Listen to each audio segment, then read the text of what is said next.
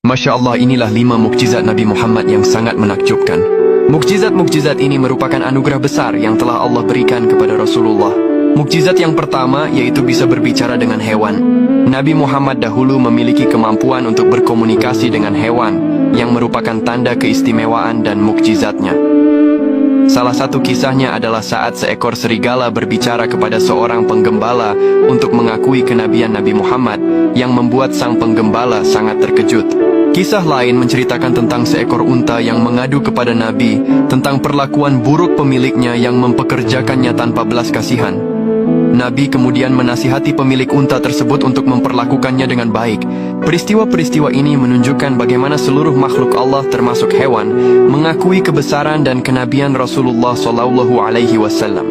Adapun mukjizat yang kedua yaitu mukjizat pohon yang bisa berjalan. Suatu hari ada seorang Arab Badui yang sangat keras hatinya menantang Nabi Muhammad untuk membuktikan kenabiannya.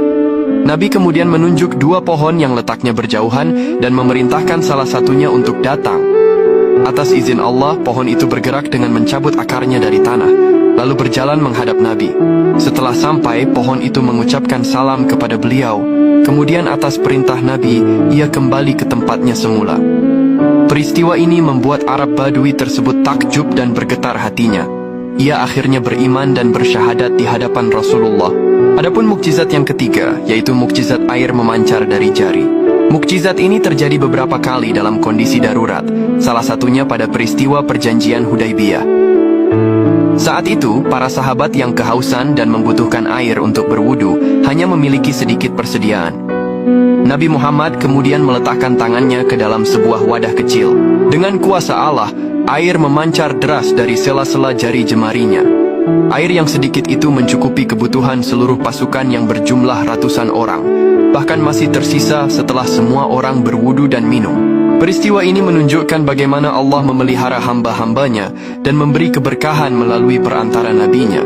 Adapun mukjizat yang keempat, yaitu mukjizat makanan mencukupi banyak orang. Dalam peristiwa Perang Khandaq, para sahabat dalam kondisi kelaparan parah. Seorang sahabat bernama Jabir bin Abdullah melihat kondisi Nabi yang juga kelaparan. Ia pulang dan meminta istrinya memasak sedikit gandum dan seekor anak kambing. Jabir mengundang Nabi secara rahasia untuk makan bersama. Namun Nabi mengumumkan undangan tersebut kepada seluruh pasukan. Dengan keberkahan doa beliau, makanan yang seharusnya hanya cukup untuk beberapa orang itu, secara ajaib dapat mengenyangkan seluruh pasukan yang jumlahnya ratusan, bahkan masih ada sisa. Mukjizat ini memperlihatkan kekuatan doa dan keberkahan yang Allah berikan kepada nabinya. Adapun mukjizat yang kelima, yaitu mukjizat awan yang menaungi. Dahulu Nabi Muhammad selalu dinaungi oleh awan, baik saat beliau masih kecil, maupun setelah menjadi Rasul.